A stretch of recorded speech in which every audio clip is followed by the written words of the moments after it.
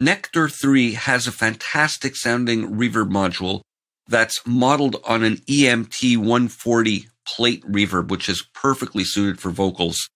I'm going to play you a little instance of a vocal duet here. I have Nectar on the bus, so it's processing all the vocals together, and I've run Vocal Assistant, and I haven't touched anything, and it's given me some pretty generic good starting points with some EQ dips where I need them, some gentle de-essing, a post EQ to make up some of the high end, some basic compression, and a reverb setting that it's set for me, and we're going to explore it in more detail. But let me start by playing you the vocals dry and then with the Vocal Assistant settings. I thought it would last forever. Why did I let it slip away? Sometimes it's now or I never should have learned to seize the day. So it sounds great. Now let's look at the reverb. The controls are very intuitive. We have a pre-delay which delays the onset of the reverb, and it defaults usually to 0 milliseconds when the Vocal Assistant runs it. But I like, especially in this kind of ballad, a bit of a pre-delay, somewhere around 30 seconds or so. And the decay is basically the reverb tail, how long it takes for it to fade away to nothing. Here we can have some stereo widening where this is no widening and this adds the widening. And then we can add in some saturation, and it's just a plain, simple one knob saturation that adds a nice thickness.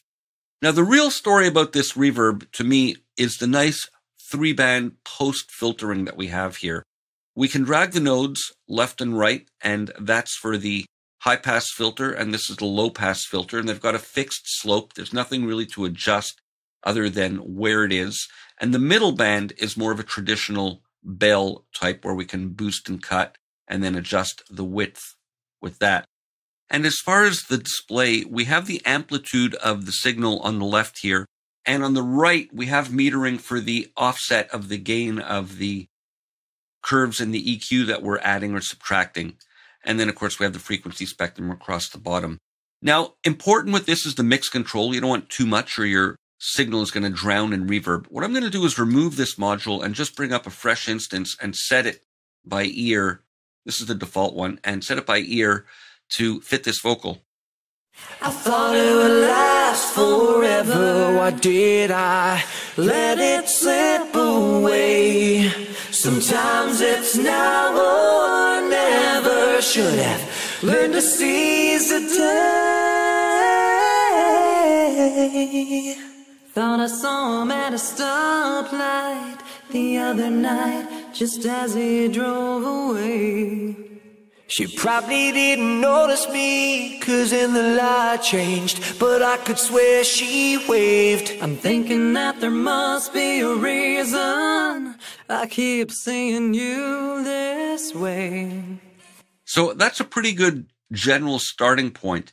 I've got a little bit more pre-delay happening than I originally thought I wanted, but I like it with that longer pre-delay. It's very dramatic. Now, I've got the mix knob fairly down, and when I bring it up, it's going to sound all overbearing and harsh, but I'm going to bring it up just to emphasize the role of these filter bands and how greatly they can influence the post-reverb signal. I thought it would last forever. Why did I let it slip away? Sometimes it's now or never. Should have learned to seize the day. Thought I saw him at a stoplight the other night, just as he drove away.